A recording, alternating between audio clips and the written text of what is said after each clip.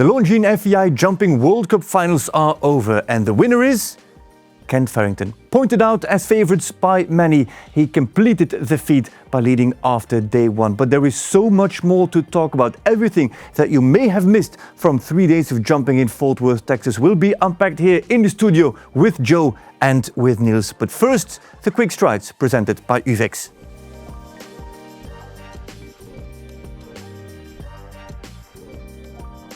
German rider Tom Scheber has lost his third place from the World Cup qualifier in Bordeaux. His horse, Congress Blue PS, tested positive for a metabolite of the sedative detomidine used in veterinary medicine. As a result, Scheber loses his placing, his prize money and his World Cup ranking points. The FEI used its fast-track procedure, which is designed for first-time medication offences. It means the rider avoids a full hearing, but pays a fine and accepts the disqualification. Scheber said the positive result came as a complete surprise and had no explanation for it. A second test confirmed the finding. The Hanoverian gelding Commissar Pezzi has been seen in Italy with his new rider Max Kühner, the latest move in a career that has taken him to the very top of the sport. He first made a name with Martin Fuchs, winning the Nations Cup in Aachen and the Grand Prix of Zangala. He then moved to Dutch rider Michael Greven, and the two clicked quickly, producing a win at 3-star Grand Prix level. Now he joins Kühner's string alongside Coromont, another horse Kühner has recently taken over. Both horses are owned by patron Luigi Balleri, who was honored in 2019 as Horse Owner of the Year and has been owning horses for Martin Fuchs since 2007. It has been a very active year already for American rider Lily Keenan. She already added Highway T and NOP to her program earlier in 2026 and has now taken on 2 more horses, this time from Canadian Olympian Tiffany Foster. Those are Electric and Anton. On top of that, Never Lose has made the move from Europe to North America to join her stable. The horse was developed by Dutch rider Charlotte Pals Verhagen and has already competed at meter 45 level with Lily Keenan. Quietly and steadily, she is building one of the most impressive collections of horses in American show jumping right now.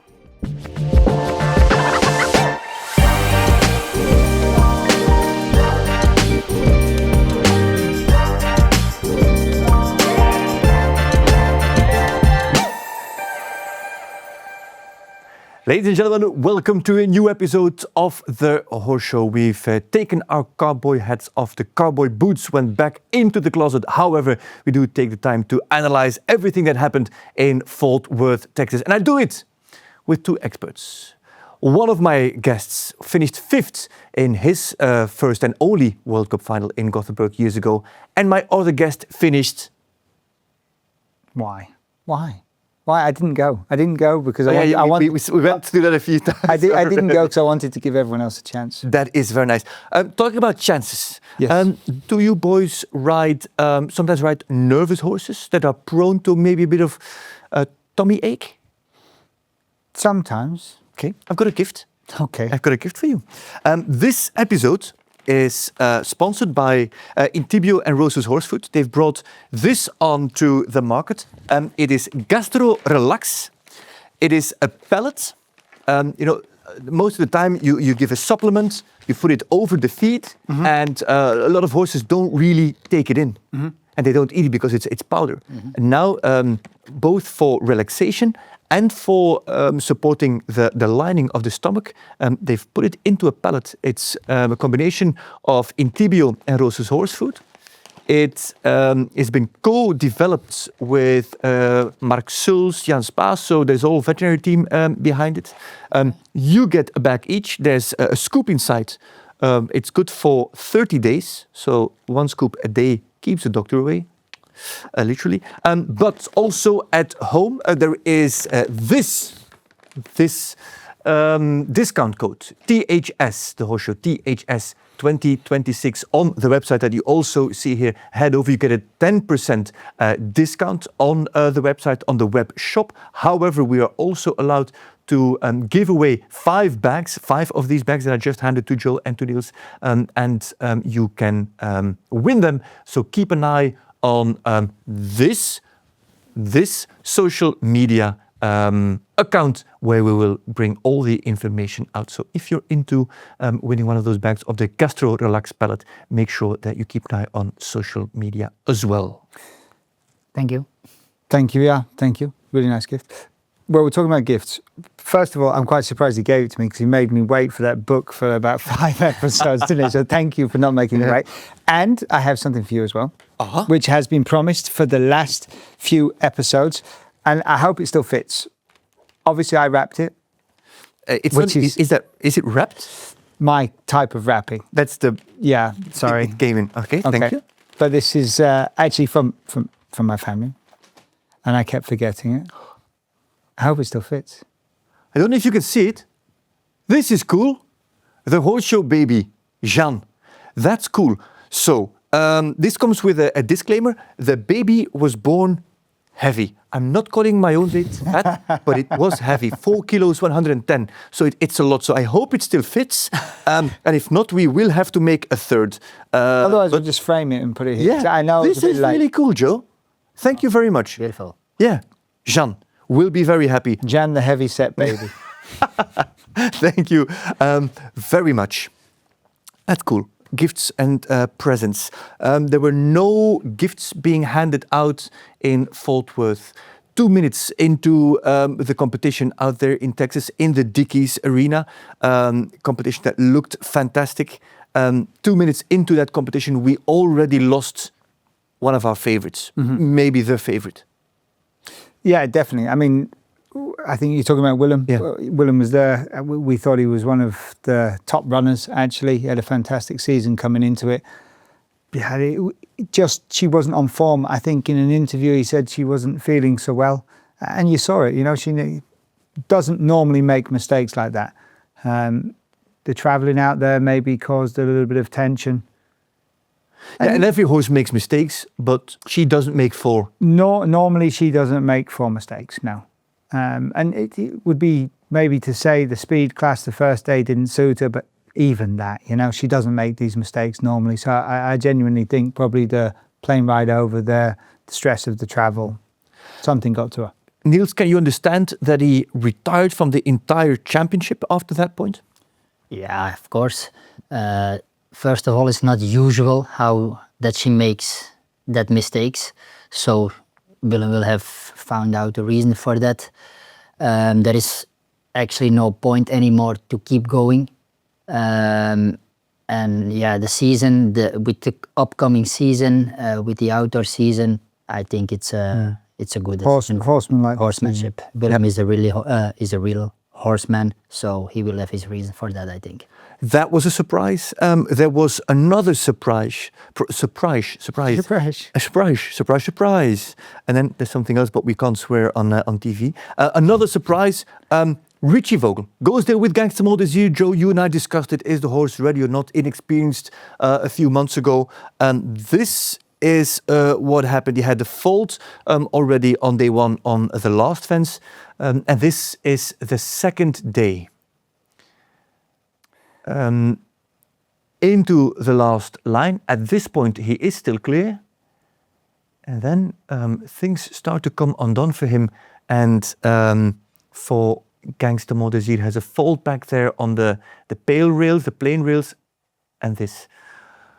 Niels, yeah, he falls behind the timers. That means that he's still in competition because the result actually counts. Let's maybe start first with listening to his interview that he gave before the class started, I think on day 1, on day 3. This is Richard Vogle about Gangster Mode Desir. I'm feeling a little bit better. I haven't had the nicest week here, also not the nicest 2 days after last round. I have a horse that has all the abilities. For sure he's green on that level, but even more so I have to give him the right support and give him the confidence he needs because he is a little shy and a little green on that level. But I really didn't do that all week already, so I was quite disappointed with my riding. Niels, he fully takes the blame, the responsibility, says, I didn't ride good enough. What did he not do good enough in that second round? Yeah, Richard is really critical for himself. You are not used to it, that he makes riding mistakes, I can say it like this. And he's for sure not happy the way how he rode the last line. You can see here to the Oxer left turn, he see the first distance and he takes it. He's a little bit far off, then have to slow really down coming in for that double. You see it here in the slow motion. He looks to the jump, he see the first distance and he takes it. Horse is a little bit out of balance, the double still okay.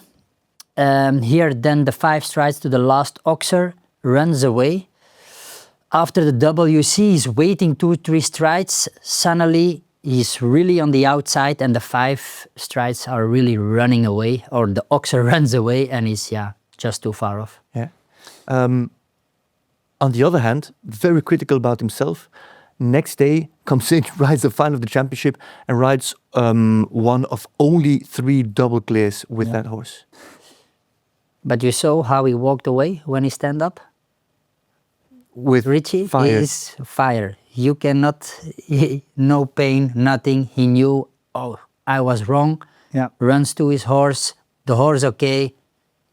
Okay, then everything is okay. And I think he's so strong mentally that he grabbed everything together in the evening and said, tomorrow I will show how it have to be. I think that's the takeaway from this. You know, even the top riders make mistakes. He owned his mistake, woke up the next day, comes out and rides double clear. And he's critical on himself, but let's face it as well, that horse is green. It's been jumping outdoors. Now he's come straight indoors. It's easy to make mistakes with green horses. Yeah. You know, if he'd come around the corner there, saw a long distance with United Touch, pushed, United Touch would have reacted differently, you know?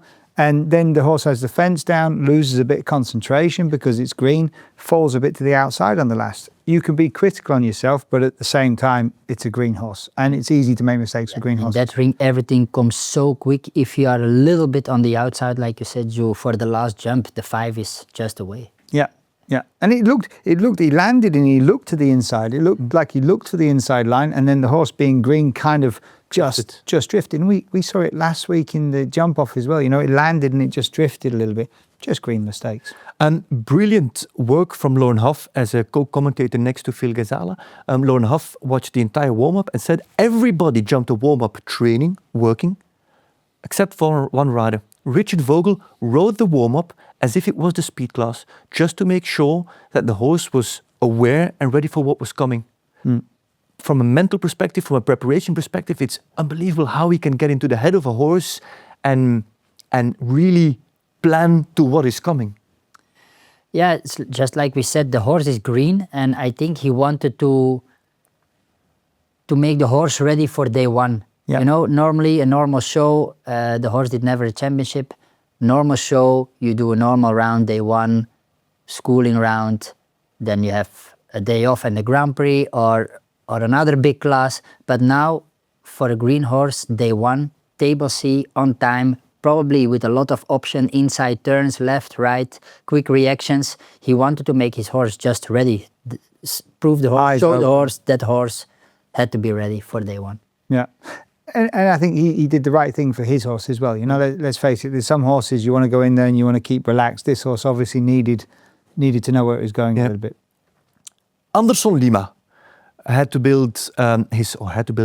opportunity to build his first ever championship. 4 championship classes or courses over 3 different days. We can think and say what we want, whether it was good or not good. Again, referencing to Lauren Huff, what she heard, what she saw, what she walked was impressive. If we bring up his courses, what did he do and why was it probably to Lauren Huff so impressive? Why was it so good, Joe, if we bring up that first round? I think what he did was like artwork. First of all, the jumps, the arena, beautiful arena to work in, but he really set the courses as they should be. He got the right result. The courses were exciting to watch.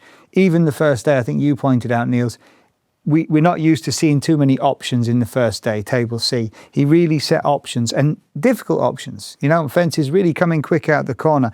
I think for me, what stood out here after fence number 5, I think it is, to come inside here, it's fence number 6, to come inside to this double, was a really short turn. Really short It's turn. not an easy option. It's not an easy option, but the riders were making it look quite easy, actually. And I heard it in an interview from Steve Gerda. He said day one, like options like this, you can win the championship or you can lose the championship there. Yeah, but I mean, to put yourself in a good position, you have to take these risks. You know, you really have to put yourself straight away out there. But it was not the kind of option that was so doable that everybody had to do it and it had no consequence. We've seen championships where you have to take an inside turn, but it's an inside turn, but the approach is still okay. It was pushing the limits in the most positive way because it didn't create any accidents, but you had to get it spot on. Yeah. A lot of riders were forced, because you want to be in the championship, to take the inside turn. They did cause a lot of faults as well, especially the one that you pointed out here. Well, I mean, that's what the course builder's job is, you know, to try to get the riders to make faults without hurting them or building too big or building too wide to get faults. You know, what he's done here is build very clever things. So a turn back, but he's made it something fragile, like a double of verticals, you know. Yeah. He's put an oxer turning back to this double. That's perfect building in my eyes, you know. And again, turn back, I think it was To the last line. to the 12th. to the last line. Yeah. Where is it, Niels? You gonna draw that? You came over the oxer here. Yeah. And then the option was inside to that oxer. Exactly, and I think the clever thing here was he got you to come inside, which put it a little bit jumping on the angle, and then it was a short 7. So if you jumped it on the angle, you're kind of forced to ride up on the inside, whereas actually in a normal class you'd ride kind of an outside 7.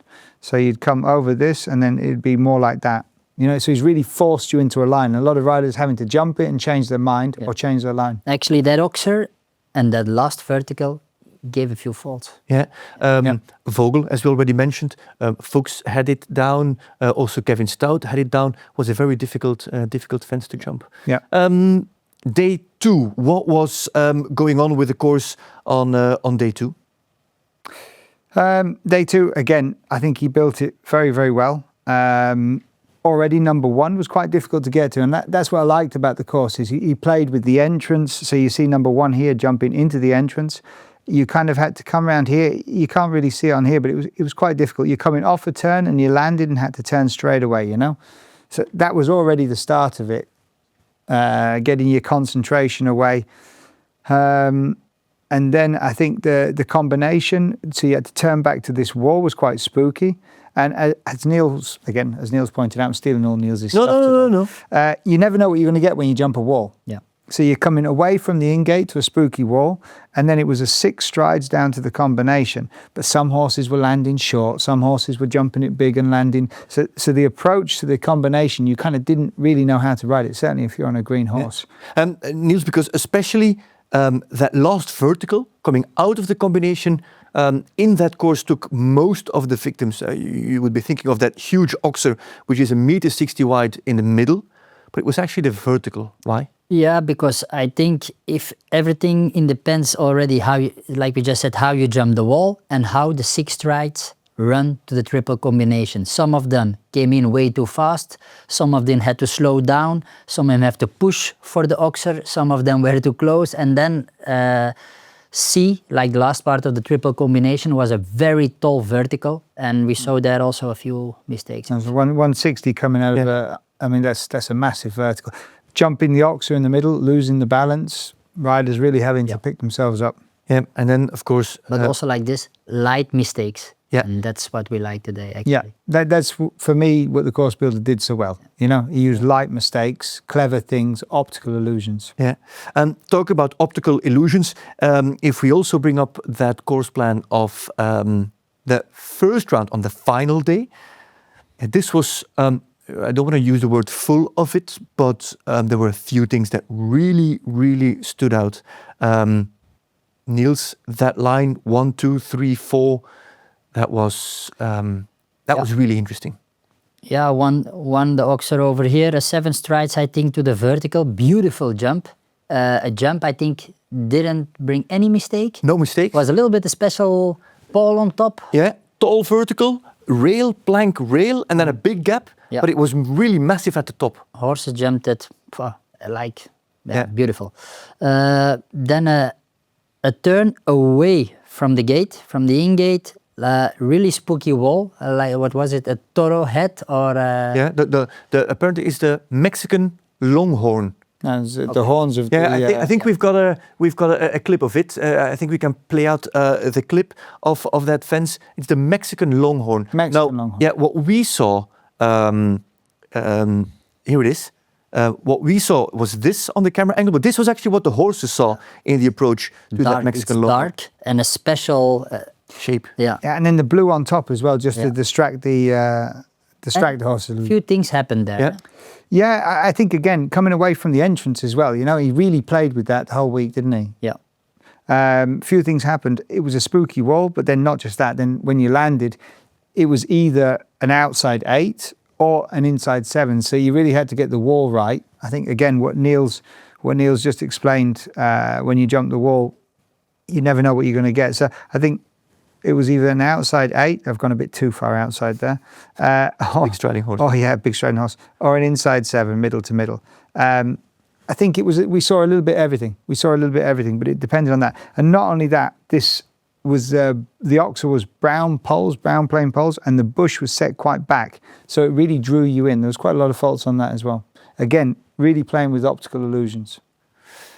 And then maybe the most discussed part in that line, Niels, the oxer at 9 into that combination. Was there a perfect way to ride that line from the oxer into those double verticals? Yeah, many things to say about it actually. Already the line, I think the distance to it was not a 6 and it was not a 7.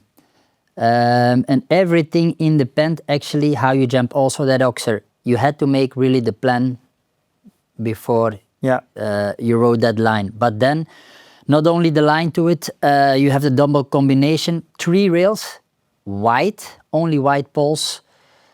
No wings, because they were just... really skinny, actually like a joker fence. And then under B, the Liverpool, but we had the discussion before, the Liverpool, how you explain it, is in the ground. Yeah, they dig it in, see? Yeah.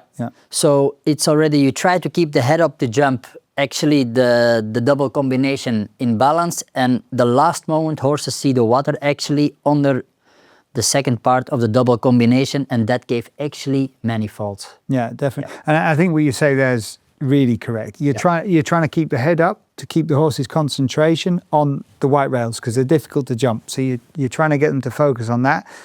As you come in, the last minute they see the water. Yeah. So it's really like again, experienced horses, even for experienced horses, even without the Liverpool under, that's still a difficult jump. And the angle he put it on as well, you know. Most course builders would put that straight. He's put it a little bit on the angle, going away from the side again, going towards the entrance, you know. So he's playing with that again.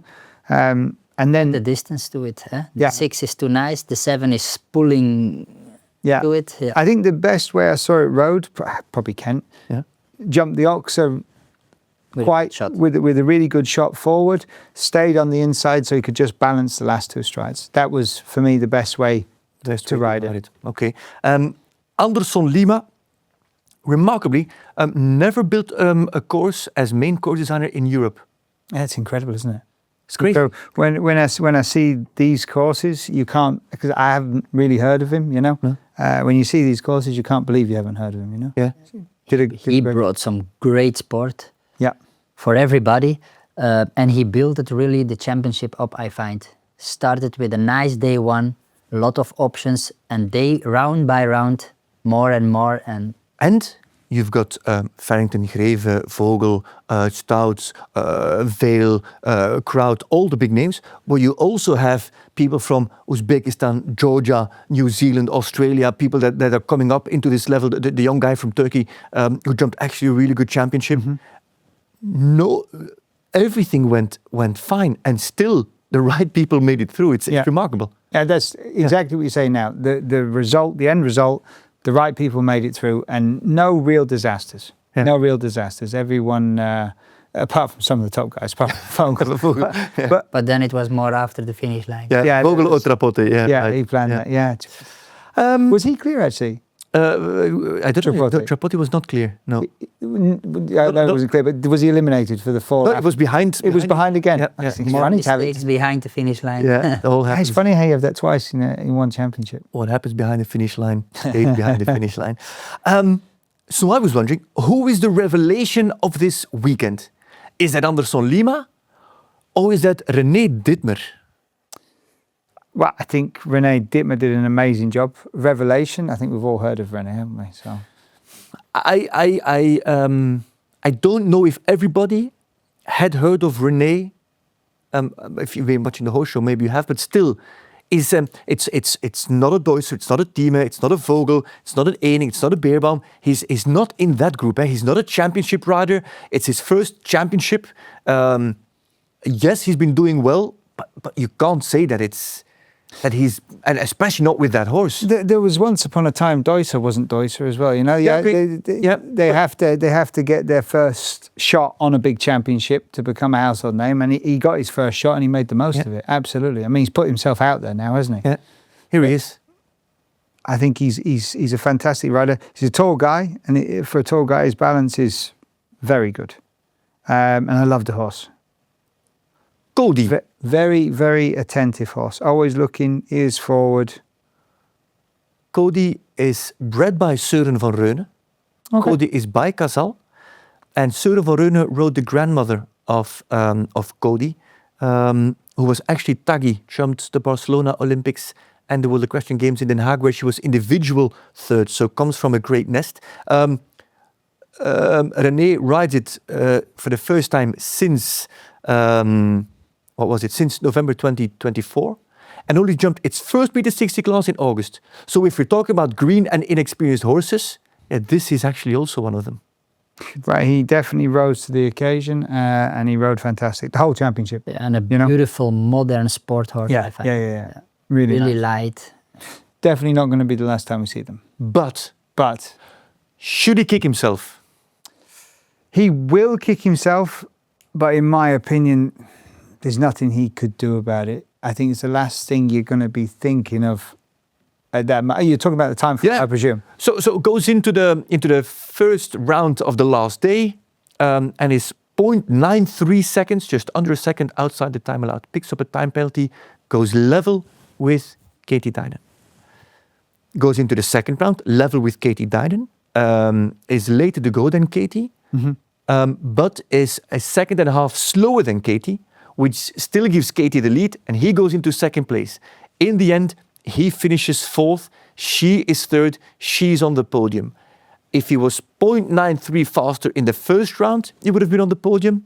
If he was 134 of a second in the second round faster, he also would have been in the podium on his first championship with a green and inexperienced horse.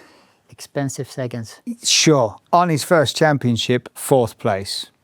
Yeah. Also fantastic. And if you see the time fault, he rode a fantastic round. And I think he's quite a naturally quick horse. Yeah. So he probably was thinking, I'm okay. The feeling he had was safe, you know? Yep. He had a good crew on the Kiss and Cry.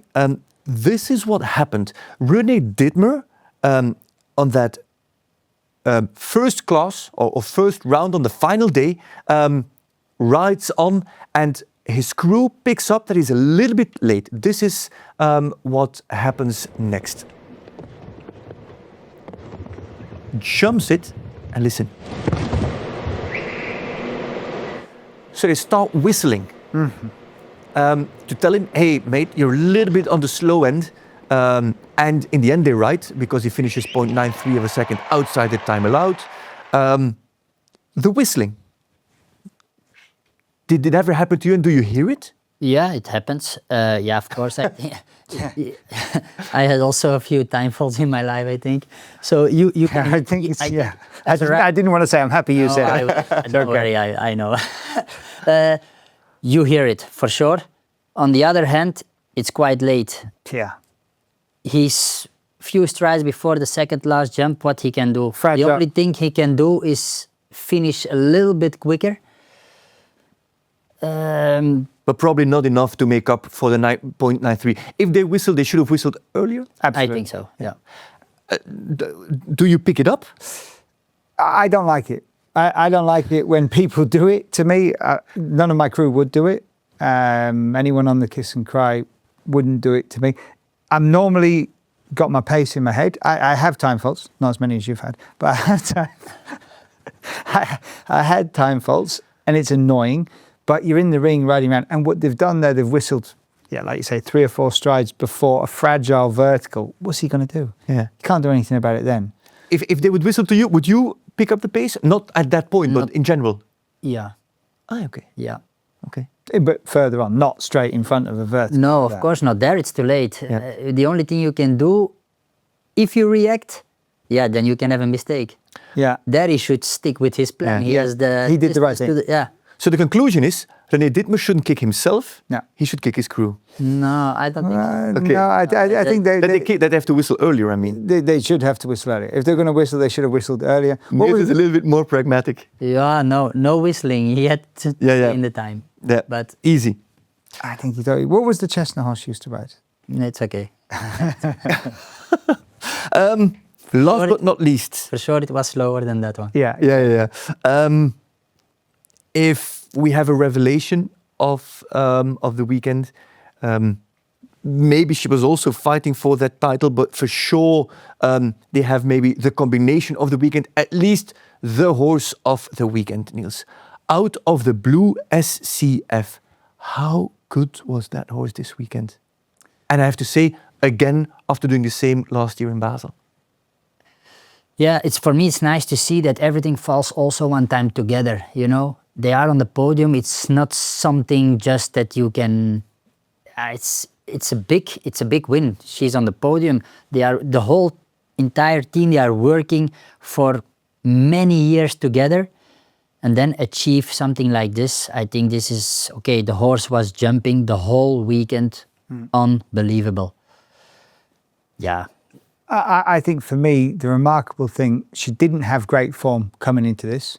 I think she just qualified. Yeah, and we had the Wellington Grand Prix where she fell into the water just a few weeks ago. So that was also an elimination. And to pick herself up, come here so strong, and the horse jumped incredible. I mean, she really, home soil where you think she might get a bit nervous. There is pressure as a home ride. A lot of pressure, yeah. So you come in with the home pressure, and to pull herself from the difficult qualification, if we can say, to this result. And what I love, did you see her interview? No. Thank everyone, the horse, the team, the trainer, everyone, you know. So it's really nice to see what Humble. she did. Yeah, but she deserved it. She rode fantastic. She kept her nerve, and the horse just better and better every day. Out of the Blue and Cody of Ditmer are the only two horses that didn't make a mistake in the normal rounds. They both had faults in the jump off. For the rest, those are the other horses had like Othello or Greya, who we'll talk about later, had faults in the regular rounds. Ditmer, the horse, Cody, and Katie's horse. Yeah, it's true. I was trying to think Greya didn't make a mistake. Yeah, of course. Yeah, it's true. Still to come. Still to come in the next part of this episode of the Horse Show, presented and supported by Gastrolax of Intibio and Rosen's Horse Food. Still to come. Moment of the weekend for sure. You have to sit back, stay for what is to come, and of course, the victory of Kent Farrington with Greya. That is coming up in the second part of the Horse Show.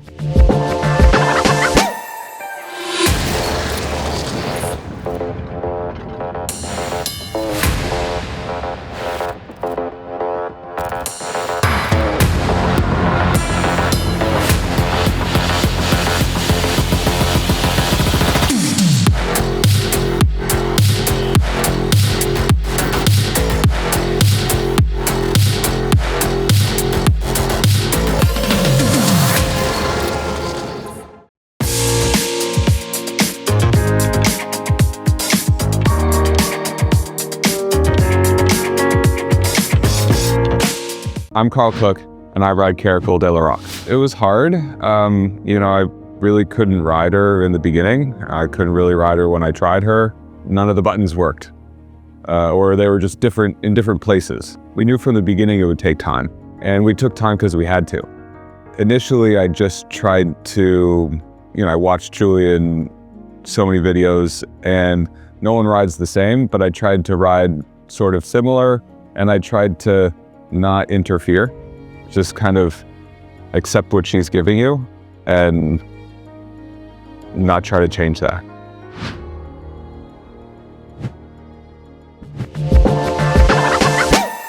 Welcome back, ladies and gentlemen. Second part of the horse show, still presented by Gastro Relax, the Gastro Relax pallets of Rose's Horse Food and Intibio. The 10% discount code is right here. Head over to the website when you purchase those pallets that are to be given as a food supplement, but not as a powder, so the horses take it in better for both calmness and for support of the lining of the stomach of your horse. Horses who are sensitive stomachs, this could be a very good solution. Head over to their website and use the discount code THS2026. Where are we? Moments of the week out in Fort Worth in Texas. World Cup Finals still being discussed. There's the famous quote, "I'm not crying, you're crying." Did this moment bring tears to your eyes? I'm talking about Oda Charlotte Lingver with in the interview. That's a famous quote, sorry. No, you never heard of it? I don't know the quote. I'm not crying, you're crying? No. Well, like, I'm not crying, you're crying. No? Okay. Let's first bring up that interview. Here is Oda Charlotte Lingver, honest. Oda, our first clear of the day. Talk me through your emotions just now. I don't know. I'm so happy. I can't believe it. She was unbelievable. Yeah. You just passed Skylar and you said she was flying. Do you have any more words to explain this horse? No, I'm so thankful. I want to cry.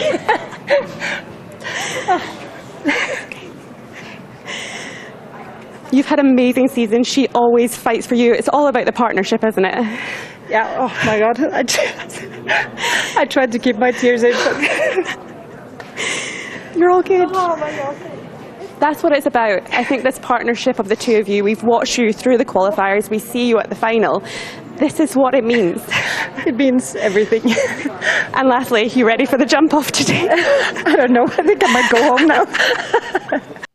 I think it's a rare ability to be crying and laughing at the same time. And that was a beautiful moment, Joe.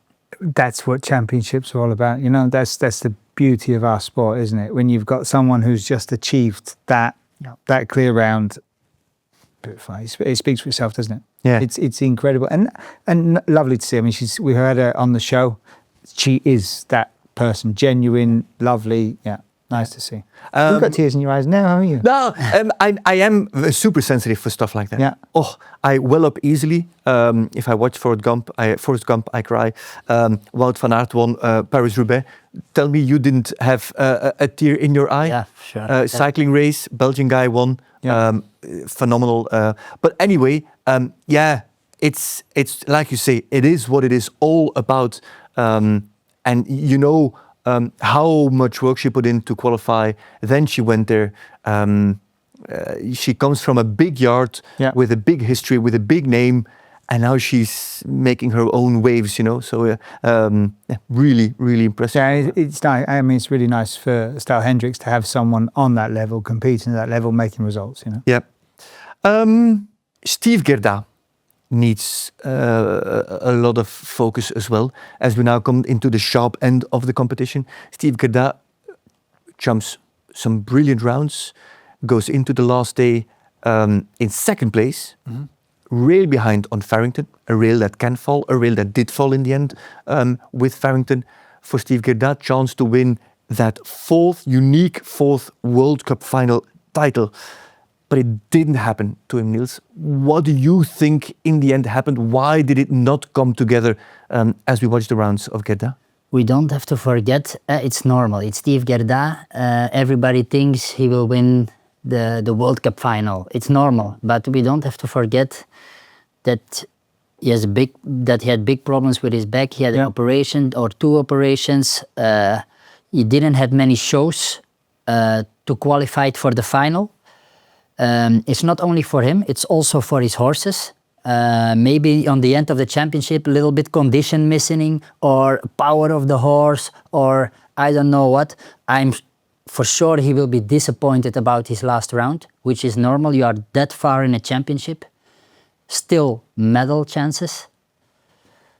Yeah, rail by rail, the medals slip away. Yeah, exactly. But he's already a legend just getting there. I mean, we were on the show talking about how it's probably nearly impossible for him to qualify at this stage. And he still managed to win the last 2, qualify for the World Cup final, get himself in a medal position. I mean, that's already incredible what he's done. For me, it was remarkable to see how even on, call it day 3, in the second round, he still had to try to keep Yashin Sitte calm. It looks like it's a spicy horse. And I think that's also the difficult thing on a championship with that horse. You know, he goes into if you see, for example, Daniel could go in and he put a little bit more pressure on his horse and his horse reacted to it and even got better from it. And I think Steve with this horse has to go in and he has to sit very quiet all the time and let the horse do the job. It's very difficult for him to help the horse. I think that's sometimes when you go in that last day, it's nice to be able to put a bit more leg and hold them off a front rail. But I think with this horse, he has to sit quiet and he has to let the horse do his job, you know? And I think that's also, in a championship, maybe sometimes a bit of a hindrance. Yeah, that's interesting. Interesting perspective. You've mentioned him, your brother-in-law, and now also silver medalist at those World Cup finals, Daniel Doyster. We don't have to put feathers up his back end or blow smoke up it. However, from all the rounds, we saw spectacular rounds on day 1 with leave-outs, with aggression, but purely from a technical perspective, that table C round of Doyster with Othello is worth watching back. It's, of course, available in the Clip My Horse archive. But Niels, that was technically perfection. Yeah, only just to start with day 1, just in general, I find we can mention it one more time. Othello was jumping an amazing championship. I think for Daniel also it was a little question mark that Othello could keep holding it the whole championship. But Daniel rode for me an amazing championship. Yeah. On the ball, with balls. Sharp like hell. Sharp like hell. Day 1 with a plan because he had a big step horse. And for me, day 1 was the perfect course for a small step horse. But he made his plan, the turns he made, the options he took. He guided Othello all over the championship. It was like he was on rails. Unbelievable. It was such a perfect start for a championship. And he was so sure of himself. He trusted his horse. This is the final fence. And this is, for me, remarkable with Doyster. So he jumps that final fence. And look what happens now. It's something that you don't see very often with him, eh? He's the punch in the air. He don't show that part, his emotion. And the smile, I mean... If that was me, I would have been jumping off the horse. I think he was so happy inside, just with his horse, with his riding, with the result in general. Also, the result gives you adrenaline. Yeah. And at that point, it was still possible to get the goal, the first place. So he put really the pressure on Kent. But what I find, and I find this is really nice from Daniel, he's like that if he wins. I mean, that's a lot of emotion for Daniel to do that. But that's really a lot. But also when he loses, you also don't see the big dip or the depression or anything, you know. If you see he falls off in a class, you see him 2 hours later with a smile on his face. Okay, for sure he analyzes it, for sure it hurts him, but he doesn't let you see it, you know. Yeah. He analyzes it. Doesn't take him down, doesn't take him up, flat line. He keeps, and I think the top athletes in most sports. I just wanted to say, also really important for a sportsman, I think, that you can... Yeah. My emotions were way too off the charts. Daniel Doyster has now jumped 8 World Cup finals and finished top 3 in 4 of them. And won one. Yeah. With this trophy behind me. And Otello has outperformed his father, Tobago, who was 4th. Just on a side note. I think that's interesting. That is interesting. Yeah. That is interesting. But I think Thank you. the job he's done producing this horse as well, it's also credit to him. Yeah. And then you saw how he got out that double. He wasn't going to let it have the back bar of coming out that double. was he? Everywhere he was on the ball with his riding. Otello was with him and fighting also for that result. I think Daniel jumped the back bar of the Oxer coming out the double. Yeah. He picked him up and he wasn't going to let him go near, was he? Made it happen. Great riding. Yeah, made it happen. That's the thing, made it happen. Talking about making it happen, we've already mentioned important mentality for an elite athlete to be level-headed. In every interview, Kent Farrington never showed to be under pressure. Always said, I like the challenge, but I just ride my round.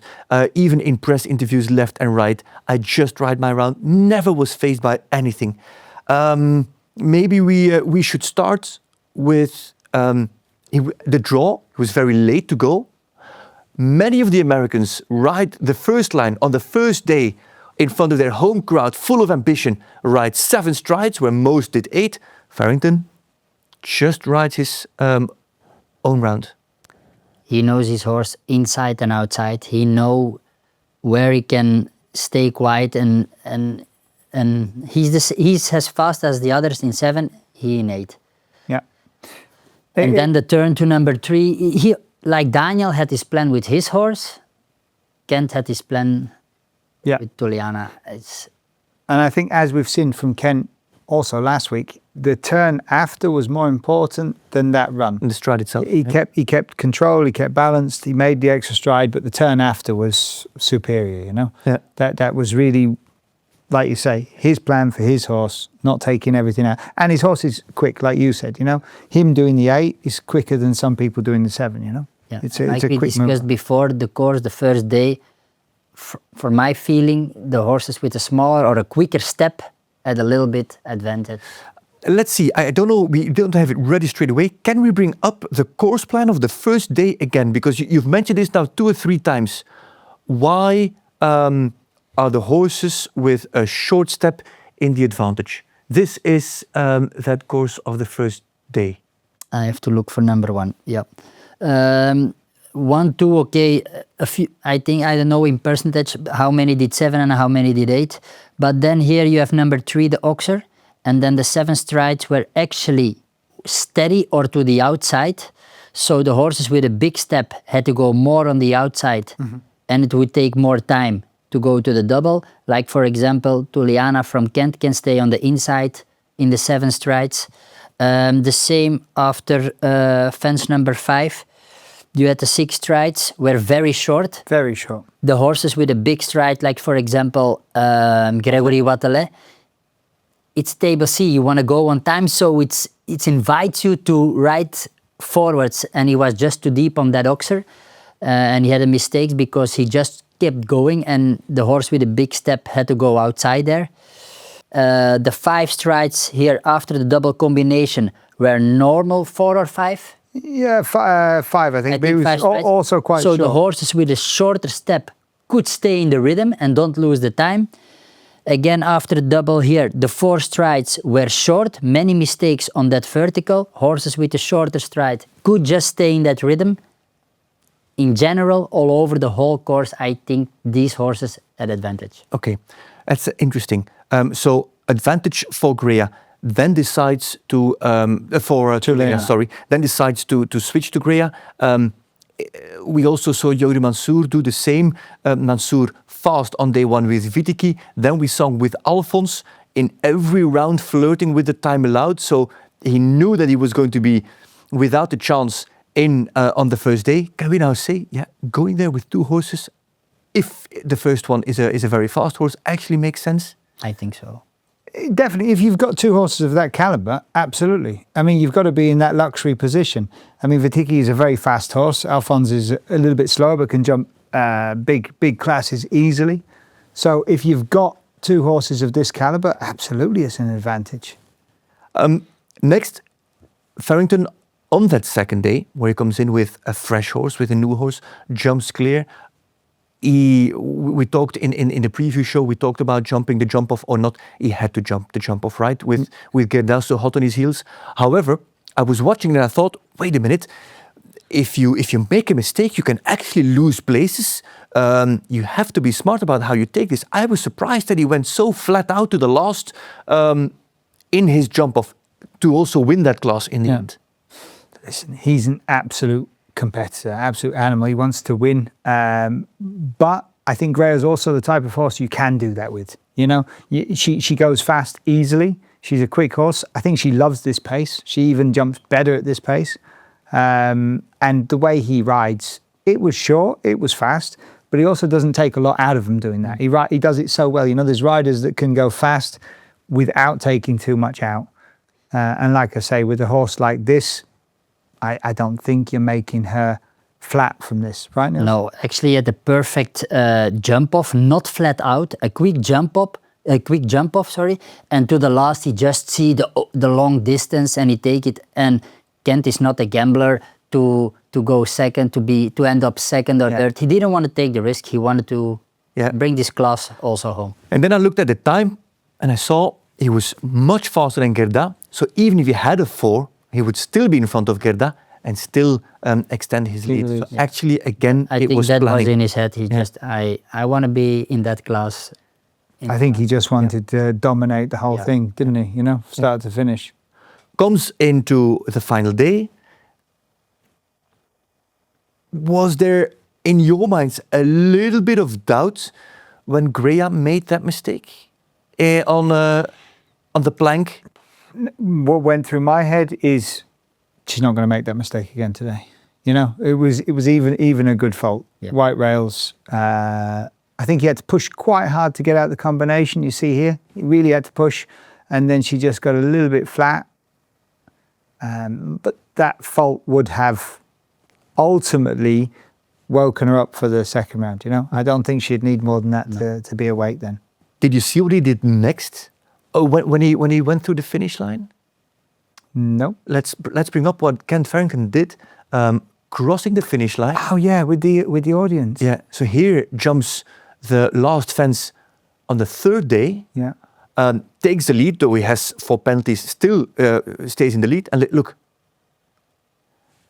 as a conductor, the whole room went quiet. Incredible, wasn't it? He's got some control over the audience. It was like he had a little button turning them down like that. What was that about? She's a sharp mare. Sharp mare, a lot of I think blood. it's about that, or in my head was already this to say to the crowd, guys, it's not One yet. Yeah, it's not one yet, or it's about Greya. Well, he didn't. What I found, I mean, I don't know the horse that well, but he didn't take her in for the prize giving either. Yeah. So she's obviously quite sensitive. He's still got one big round to come. The last thing you want is the horse walking out the ring on its tiptoes, you know, getting awake. So I think it was more about that. We're not going to know unless we ask him, but I'm guessing. What you said about the faults makes sense because Niels, she jumped the jump-off class, she won the jump-off class, she had the fault on the first round of the final day. The way she came back, Greya, in that second round, that deciding round, that was ultimate class. She jumped better than any round she jumped that weekend. Yeah, it's also in a championship. Horses like this, super careful horses, they grow in every round, they're gonna jump better and better and better. And you saw it also with Greya. It looked like the last round he couldn't make a mistake. It looked like she could jump another 3 rounds. Yeah. To me. Sure, look at that. And foot perfect riding. All control. Held is cool to the last. And having that white rail. And I think that last jump was at the same place. Then where was the Yeah, it was on a bit the same angle. You saw how she jumped the last jump? Yeah, yeah, exactly. Smart. And horses of that caliber, that one fault will probably last her 3 shows, 5 shows, whatever. You know, they don't need a lot to make them awake. So to take that into the second round, he was probably thinking. Yeah, and then after calming the crowd. After the first round, this is what he does after that second round here. Jumps that vertical. And then he turns the volume back on of the crowd. Really? You think he would have a yellow card, you think? No, because he can put it back on. But the rule is, if you do it after your round, you get a yellow card. In the prize giving, you can do it still. Really? Yeah, Oh, I think. Yeah. Yeah. nobody's going to risk that. There's been a lot of discussions about There's been a helmets lot- and rules. Yeah, I think they just have to. Yeah. Let's not go go there. Yeah, Let's not go it's there. No. dangerous, dangerous. A quick math. The Longines rankings, the world rankings of March, Kent Farrington is about just less than 200 points behind on Scott Brash. This weekend, he earned 345 just this weekend, and Brash hasn't competed yet in April. Just to put it into your heads, it is very likely that after April, Kent Farrington is going to be the new world number one. I think it's gonna, Ken set I think I find this quite interesting. Ken was quite quiet for Ken, building up for this. Call it January, yeah? Yeah, building up for this. He set his plan out for this. He's done this now, and you're going to see this all year round. I think there's going to be a great battle between Scott and Ken all year. And it's remarkable because you've got these riders that chase ranking points, and these guys don't come out. Scott Brash hasn't competed, I think, for 2 weeks since the Paris victory. Scott Brash didn't compete internationally. Yeah. In between Barcelona, same. Barcelona, in between Doha and then going to the Bosch, the same. Kent also. It's really remarkable how those two top riders are picking their battles. They've got their plan set out. For each horse, I think, certainly Kent and I know Scott, they're so professional. They've got their plan laid out and they know they want to peak that horse at that show. Yeah. I mean, then you see the results. Okay. That's also something I was so impressed what Kent did, qualifying both horses, going the whole year with something short, but making the plan to do this, getting there and executing the plan. These guys are working with a plan all over the year with every horse, and when they come out, they are close by a win. Yeah. Not even close by a win, it is a win. Let's bring up the results, the final standings of the 2026 World Cup final. Call it the conclusion of the 2025-2026 series.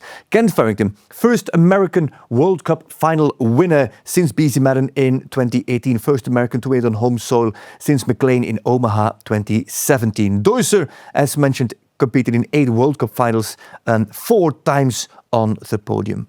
A career-defining third place for Katie Diner with out of the blue SCF, and Ditmer misses out on the podium by just under a second, just over a second, depends on which round you look at. Visconti de Tillman, then with Kevin Stout in 5th. Let's not forget that is her 4th World Cup final. Gerda is 6th, Aaron Vale is 7th, Said with a fairly inexperienced horse, Quaker, made an impression coming in 8th. Then Vogle, and 10th is Keenan. That means that there are 4 Americans inside the top 10. Yuri Mansour with his 2 horses, his plan worked out. Jacob Pope rode a fantastic championship as a newcomer with Highway, Trapote and Tornado. Then Fuchs and Lord, Van Massenhoven, who made up a lot of ground from day 1 to the final standings. And then Coyle, De La Serre, Crowd, Julie Davy from New Zealand, and Oda Charlotte Lingver in 20th place.